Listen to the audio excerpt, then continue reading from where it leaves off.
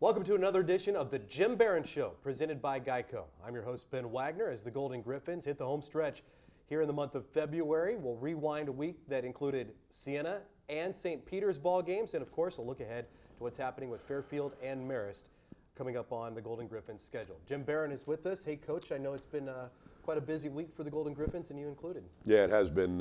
We had a trip down to Siena.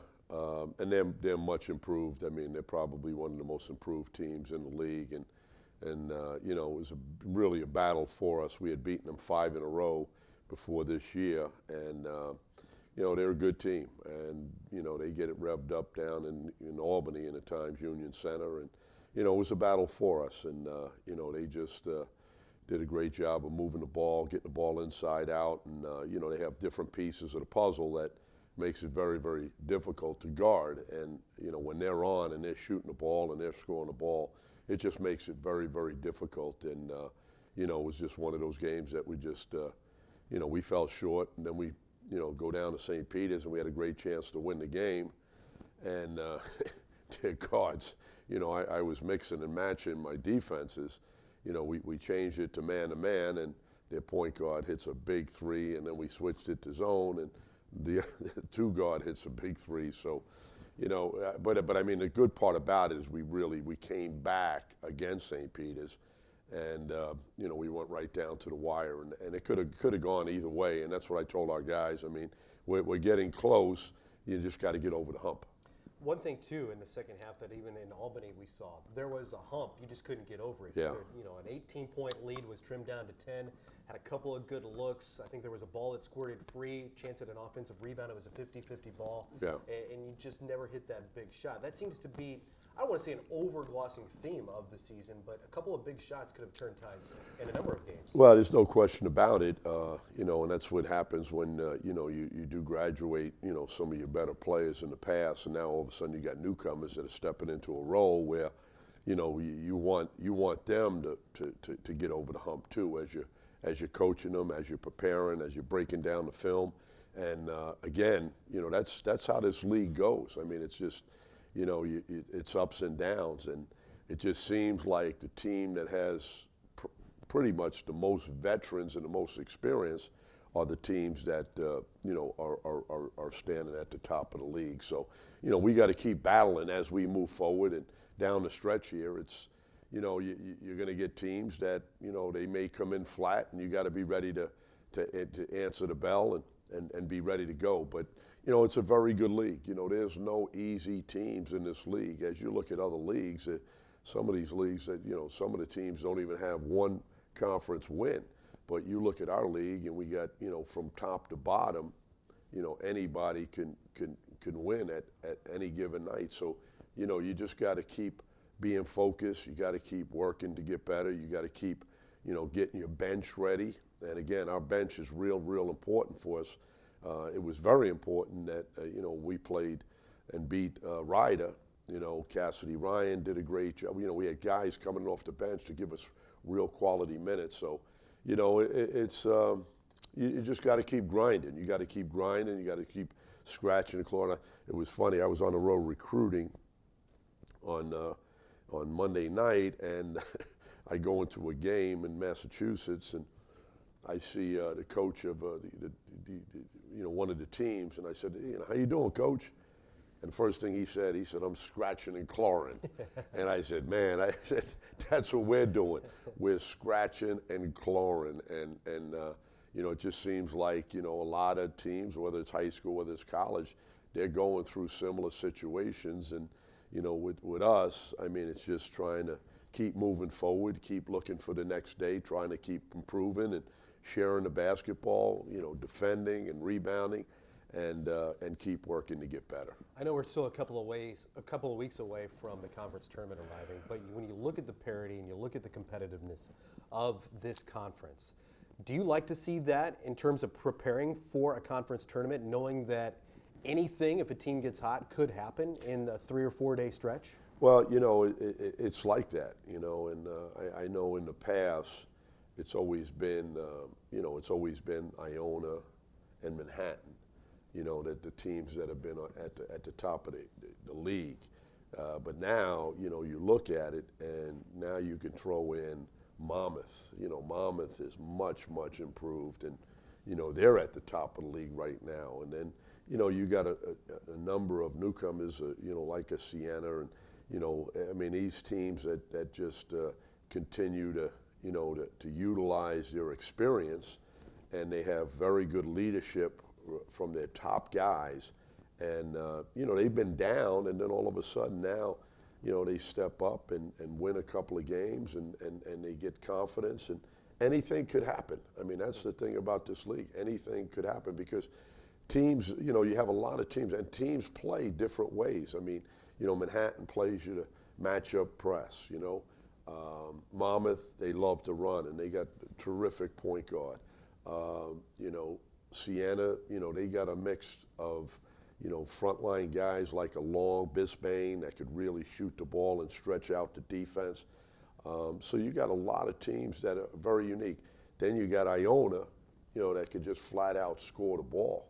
They could shoot the three. They got A.J. English at the point.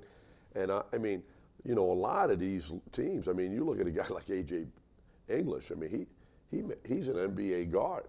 And, you look at our league, and we got potentially, NBA prospects right in our league that are very good players, and they're doing a great job of leading their team. So, we got to keep working. We got to keep getting better. We got to keep improving and, get ready for the next game. And, I have a saying that you got to do the things that you can control and just be focused and ready to go. And, we got the next 3 games are at home before we hit the road for the last game against Iona. So, we got to keep working, and, we're playing against a very, very much improved Fairfield team. So, it's going to be a challenge for us, but, you got to be ready to go. It's a 40-minute game, and, we played them last time. We were right there with them.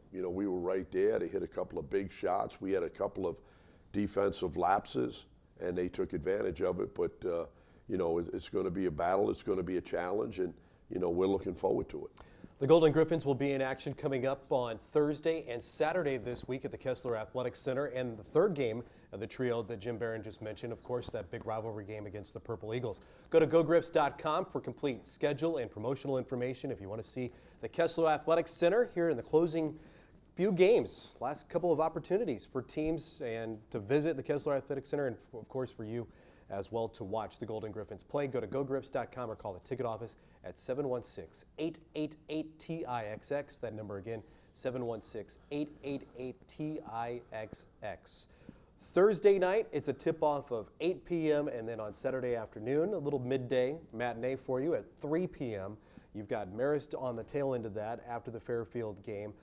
2 ball games I think that the Golden Griffins can look at in a number of different ways, but very competitive games that we saw from the first go around. I really liked the effort against Marist when the Golden Griffins went in there, part of a great weekend for Canisius, and they knocked off the Red Foxes on the road. So a lot of momentum moving into those 2 games, a lot to build on as well from those 2 efforts, and we'll talk more about the games ahead with head coach Jim Barron, and we'll also talk about some of the players and how they're developing into roles and how the season has continued to develop for some of the young newcomers as well, as the Jim Barron Show presented by Geico continues right after this.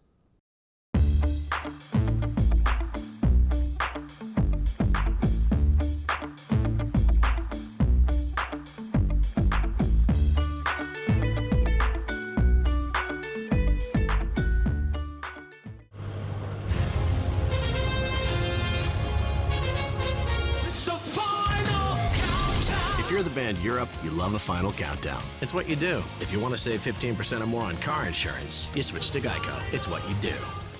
Presented by Geico, this is the Jim Barron Show. I'm your host, Ben Wagner, as the Golden Griffins settle in for a nice home stretch of basketball at the Kessler Athletic Center. Coming up on Thursday night at 8 p.m., Saturday at 3 p.m., then fast forward a little later the next week. Of course, Niagara will visit. We'll talk more about the Battle of the Bridge in the next edition of the Jim Barron Show, and then close out the regular season. There's only 4 games left, 3 out of the 4 at home, all in order. The final game of the regular season will be on the road at Iona. That leads us then into the week, Coach, of the MAC Conference and the tournament. Let's talk about the weekend ahead. And I guess I don't even know if you consider Thursday a weekend or not. For some students, I'm sure it starts on Wednesday. Oh, no question. Depending on this on the class Hump day, right schedule. after hump day. Right, exactly. But it's good because that can get the C block ratcheted up and create an atmosphere that I know the guys are going to rely on at the Kessler Athletic Center starting on Thursday night at 8 p.m. Yeah, we're going to need them. And again, it's important, as we come back home. I mean, last home game we had was, we beat, Ryder, and that was a real good victory for us. But, this Fairfield team coming in is a very, very good team. And, Marcus Gilbert's one of the best frontline guys in the league. He can really score the ball, shoot the ball from the perimeter. He can take it off the dribble. Tyler Nelson's one of the best shooters in the league. And then they got a freshman, Cobb, that's been playing very, very well. But, we gave them a battle in Fairfield, Connecticut a couple of weeks ago. And, I think it's a great opportunity for us to get back on track because, they're a good team. But, I thought Kevin Bleeker had one of his best games that he had since he's been here. He had 20 points. We really got it inside on him, and they really didn't have any answer for him. So hopefully he can bring that game. And that's what we have. We have a number of guys that if they get hot, we could be very, very effective, whether it's Crumpton, whether it's Valenti, whether it's Malcolm McMillan. These are the types of things that we want to try to bring it all together. And when you do that, you have a chance to beat anybody. And like I said, there's a lot of good teams, and Fairfield is a team that's coming up. They're playing. They're very hot right now, but it's a team that can go inside and go outside, and they can score the ball. So it's going to be a great challenge, but we're looking forward to having them home and being in the Kessler Center. Looking back at how Kevin Bleeker performed in that Fairfield game, how do you not only take it a step further to make sure he can replicate that, but maybe expose the post even more and get Phil Valente and Cassidy Ryan even more involved? Well, it varies, and a lot of it is, we definitely want to continue to get the ball inside, and the reason that we try to do that is to get the opponents in foul trouble, get to the free throw line. It also gives us an opportunity to set up our press, which we want to up-tempo, we want to push.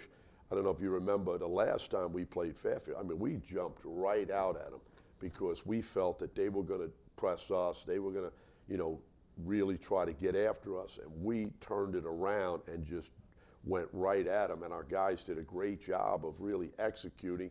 We went in halftime with a lead. And again, towards the end, we just fell short with, a couple of defensive lapses. And when you're playing good teams, you can't afford to do that. You got to maximize, your efficiency by being good, solid, and really, be consistent on your defensive concepts with rebounding the basketball. And then we got to keep scoring the ball, whether it's getting inside or whether it's from the perimeter. The first 30 minutes of that Fairfield game were different than the last 10 minutes, too. And you mentioned the things that defensive lapses really sparked Fairfield. That's what it boils down to. Right. They were able to dribble drive, got around guys, and scored the basketball and went on a run to close out the game. But those little things, now reviewing the film, even on that weekend, because I know you were prepping for just the next game after that Fairfield matchup to make sure those things were improved on. Is that something as a coaching staff you rehash just to reinforce it again on the opponent that's coming up specifically? Yeah, well, we showed them that film right afterward, and again, they looked at it, and I told them, we just got to do a couple of things better. And again, these are things that you can control as players. But, what happens is, players got to really take it personal. I tell these guys all the time, and, the guys that really take it personal are the guys that, in my opinion, have a chance to be really good. Because, as a coach, you can show them, and pictures are worth 1,000 words. And I love film because film doesn't lie. Right.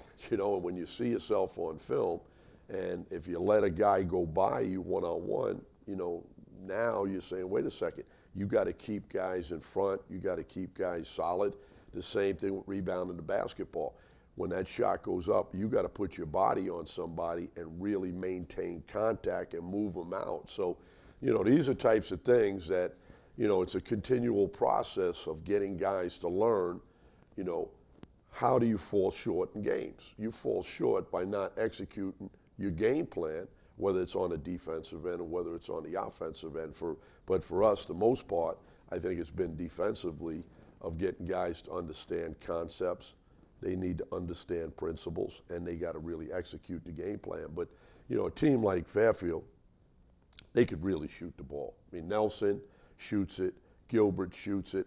I mean, these guys, and then the kid Cobb had a great game against us, and he's about 6'5", 3-man, and he was, you know, he went by us a couple of times and made some great plays.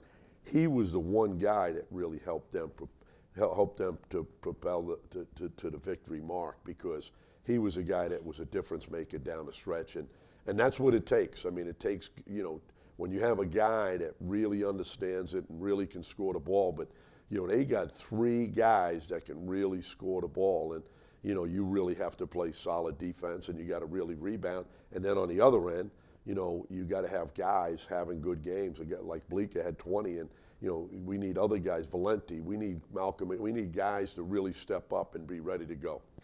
Head coach Jim Barron is with us here on the Jim Barron Show. It's been presented by Geico. 716-888.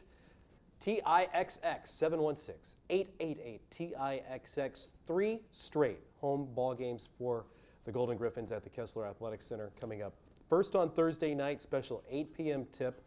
3 o'clock a matinee on Saturday against Marist. And then, of course, next week we roll into the rivalry game of Western New York, MAC rivals, and that, of course, the Purple Eagles of Niagara visiting the Kessler Athletic Center. Then the regular season comes to a close against Iona. Then we roll right into the conference tournament the following week. A lot of positioning within a log jam in the middle part of the conference standings, so much is yet to be determined on even forecasting on a day and a time where the Golden Griffins can play. That will all work itself out.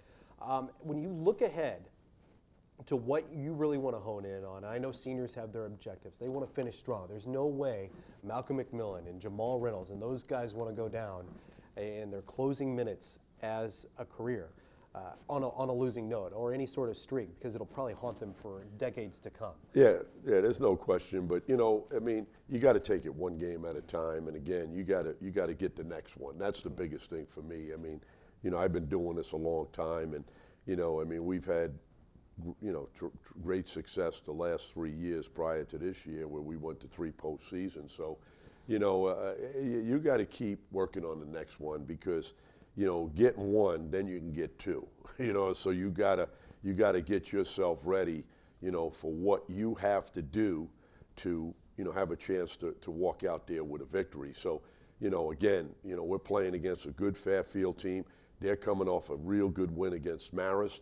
And you got to be ready to execute the game plan. And, you know, I mean, we're watching film right now to break it down and understand their strengths and their weaknesses. And, you know, it just seems like, you know, these teams that we play, I mean, they got guards that can really score the ball. And this team is no exception, because, you know, they got 3 guys that are very, very good and very athletic that can really score the ball, whether it's from the perimeter or whether it's from inside. So, you know, it's going to be a heck of a challenge for us, but we're at home, and, you know, we're looking forward to the opportunity.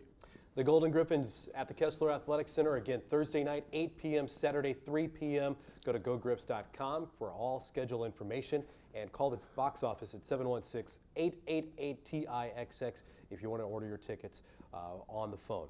We'll continue and wrap up this edition of the Jim Barron Show coming up in just a couple of moments as it continues, presented by Geico right here on the Golden Griffin Broadcast Network.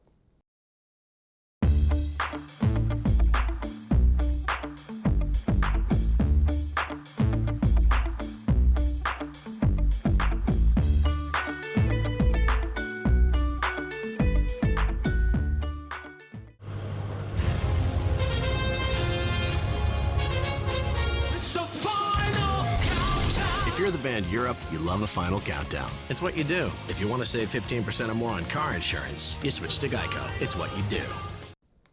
Presented by Geico, this is the Jim Barron Show, and we've got the head coach with us. I'm Ben Wagner with this edition of the program, leading into a Thursday-Saturday tilt. Again, Marist is coming to town, Fairfield's coming to town, Niagara left on the home slate as well. Lots of good basketball, convenient times for fans to get downtown and watch some hoops just off Main Street as well.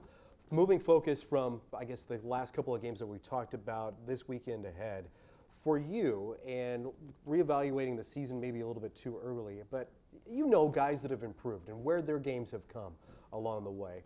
Who's somebody that has stuck out, and I think there are a couple in my mind, over just the last couple of weeks? Who's some of the players that have come the furthest? Well, I think, a kid like Kiefer Douse, he had a terrific game against Ryder, and he really helped us win that game just because he's a guy that can really take it off the dribble, and attack the bucket, and we need that, with the way we play. He also has an uncanny ability to really get to the offensive glass. Cassidy Ryan had a really good game that game as well because, he's very athletic and he can face up and shoot the ball. But, I think we have a number of pieces. Chris Atkinson has been off the bench and, given us some quality minutes, with how he's played. But, each and every guy, we're trying to keep getting more and more out of them. But all of a sudden, if you throw a guy like Malcolm McMillan right in the middle, right at the point, right from the start, and again, he hadn't played for 2 years, and then he's coming from Central Connecticut, so you're kind of giving him a whole program right in front of him. And,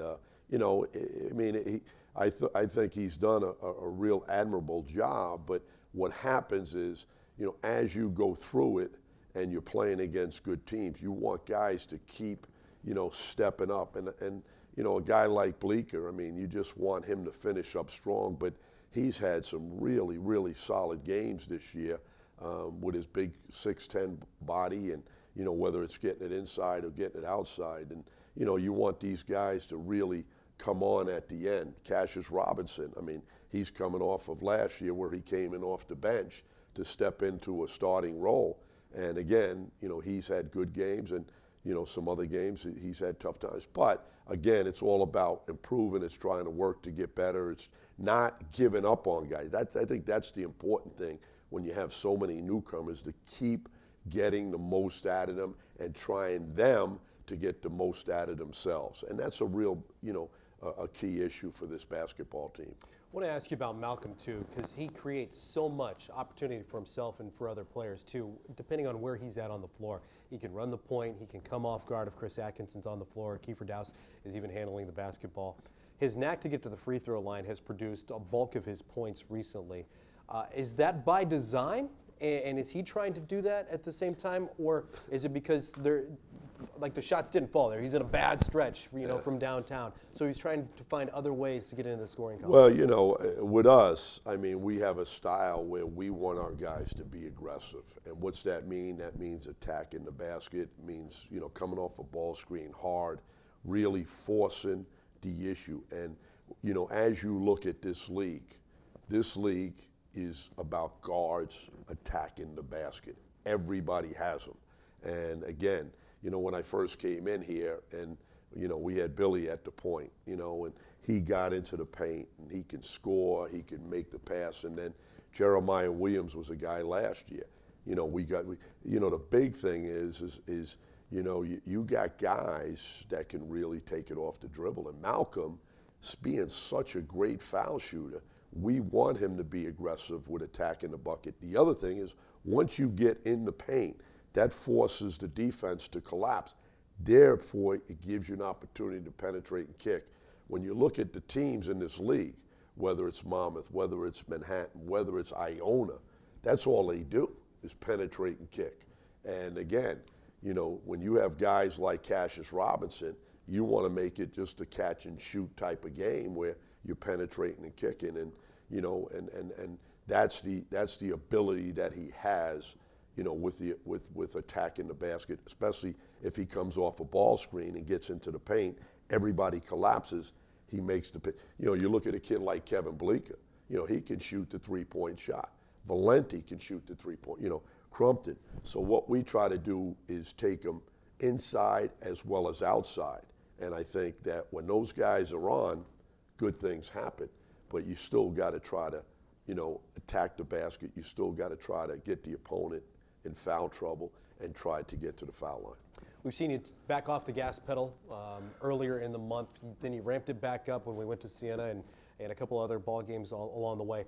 Do you have in your mind a game plan in short order what you want to do to Fairfield and Marist this weekend? Well, last time we played them, we really ratcheted up with really trying to attack and push it forward. And, you know, again, that really got us going. And we want to try to do that as much as we possibly can. And the reason is it takes a lot of pressure off the guys. I think we're one of the best teams, not only in the league, but in the country as far as limiting our turnovers.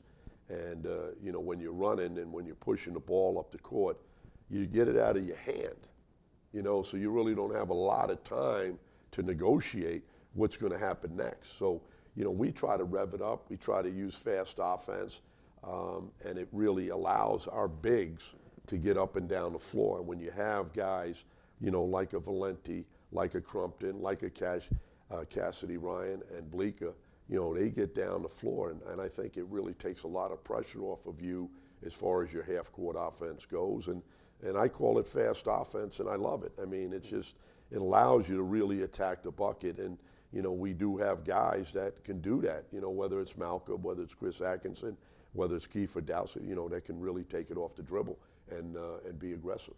A midweek edition of the Jim Barron Show in preparation of Thursday night's 8 p.m. tip-off against Fairfield. Then on Saturday afternoon at 3 p.m., Marist will visit the Kessler Athletic Center.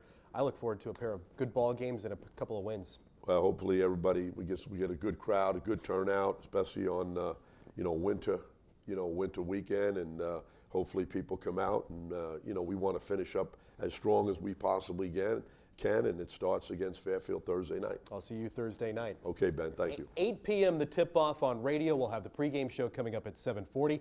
We'll get the comments again in preparation of the game from head coach Jim Barron. This edition of the Jim Barron Show, though, has run out of time. We say thank you for viewing and listening today. 8 p.m. the tip-off on Thursday, 3 p.m. then on Saturday. Go to gogrips.com for all the schedule and promo information as the season comes to a close, or call the box office if you don't have your tickets already at 716-888-TIXX. For head coach Jim Barron, I'm Ben Wagner. Thanks to those guys behind the scenes as well, and for all of you on this edition of the Jim Barron Show presented by Geico.